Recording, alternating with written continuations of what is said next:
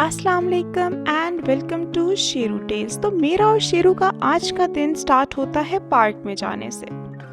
सब कैट्स की तरह शेरू को भी ग्रास बहुत ज़्यादा पसंद है। वो बाहर जाके बहुत एक्साइटेड हो जाता है, बट वो एक इंडोर कैट है, इसीलिए उसको बाहर लेके जाना बहुत रिस्की हो जाता है क्योंकि वो इन्फेक्शंस के लिए बहुत प्रोन है।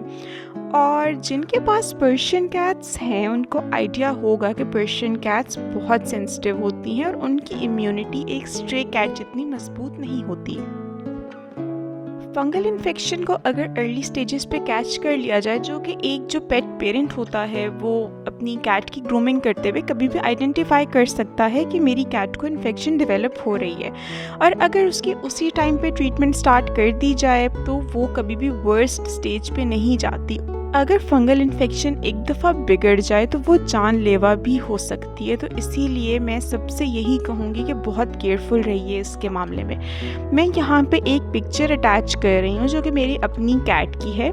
तो ये उस टाइम की पिक्चर है जब शेरू को फंगल इन्फेक्शन हुई थी। तब वो 3 मंथ्स का था और वो काफ़ी बिगड़ गई थी उस टाइम। उसके फेस पे थी, पॉज पे, उसकी बेली पे and even on his tail. But मैंने उसको ट्रीट किया, टॉपिकल ट्रीटमेंट की, उसकी 1-2 होम्योपैथिक मेडिसिन भी दी, but I did not opt for any allopathic medicine. उसकी रीज़न ये थी कि वो एक किटन के लिए तो बहुत डेंजरस हैं और उनका लिवर डैमेज हो सकता है। मे बी एक एडल्ट कैट उसको बर्दाश्त कर सके, वो भी तब अगर बहुत बिगड़ गई है इन्फेक्शन तो। लेकिन अगर आप उसको अर्ली स्टेज पे कैच कर लेते हैं तो आई वुड सजेस्ट कि आप या तो होम्योपैथिक ट्रीटमेंट करें या उसको प्रॉपर स्प्रे या जो उसकी ऑइंटमेंट होती है जो स्पेशल उस ट्रीटमेंट के लिए बनी होती है वो यूज़ करें। अगर आपको डिटेल्ड वीडियो चाहिए इसके बारे में तो मैं एक डिटेल्ड वीडियो बना सकती हूँ कि मैंने कैसे ट्रीट किया था उसको। Now coming back to the point, अगर आप अपनी कैट को लेके जाते हैं बाहर, वो भी ऐसी कैट को जो कि इंडोर है और स्पेशली पर्शियन है, तो आप उसको वापस ला के प्रॉपर तरीके से क्लीन कीजिए ताकि वो बाहर से कोई जर्म कैरी करके ना लाए जो कि फंगल इन्फेक्शन कॉज कर सके। कैट को घर पर भी फंगल इन्फेक्शन हो सकती है। उसकी रीज़न ये है कि शूज़ जब हम लोग बाहर लेके जाते हैं, हम उनको घर लेकर आते हैं और भी बहुत से फैक्टर्स होते हैं कि कोई ना कोई बैक्टीरिया वो आ सकता है, कोई ना कोई ऐसा जर्म या कोई भी ऐसा फैक्टर जिससे वो इन्फेक्शन हो सकती है। बट जो सबसे मेन रीज़न मेरी कैट के लिए रही है वो बाहर जाना है। जब भी वो ग्रास पे जाता है वो उसकी ट्रिगर हो जाती है। So one time I remember कि मैं उसको वापस लेकर आई थी पार्क से and he didn't let me clean his face because he was very excited और वो बस यहाँ वहाँ भाग रहा था, एंजॉय कर रहा था। तो मैं उसको उस दिन क्लीन नहीं कर सकी उसके फेस को, जिस वजह से उसकी नोज़ पर इन्फेक्शन हो गई थी।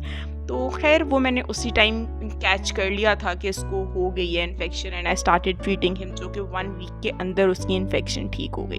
तो ऐसे ही कोशिश कीजिए कि अपनी कैट को प्रॉपर तरीके से एक दफ़ा देखा करें। उसकी जो फर होती है, आप अगर उस पर फूंक मारेंगे तो फर्स्ट साइड पर हो जाती है। तो कोशिश किया करें कि अपनी कैट की पूरी फर एक दफ़ा चेक किया करें कि कहीं उसको किसी भी बॉडी के एरिया पे कहीं फंगल इन्फेक्शन डेवलप तो नहीं हो रही, क्योंकि वो एक दफ़ा डेवलप हो जाए फिर होता ये है कि कैट्स लिक करती हैं and when cat licks the infected area तो वो बाकी बॉडी पे स्प्रेड कर सकता है। So keep an eye on it.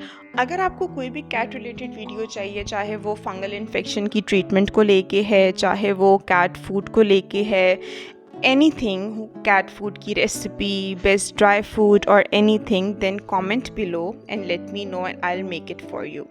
अभी के लिए take care, bye bye and Allah Hafiz.